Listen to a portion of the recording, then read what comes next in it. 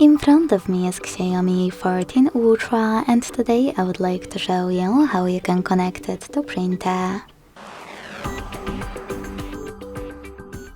Begin by opening settings and clicking on more connectivity options right away. Then click on printing, select system printing service, and wait. Your device is now looking for a printer.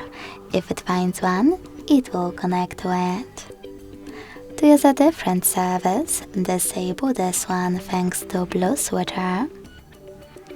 Go back, hit Add Service or install a new one from your Play Store, and when it's ready, click on it here.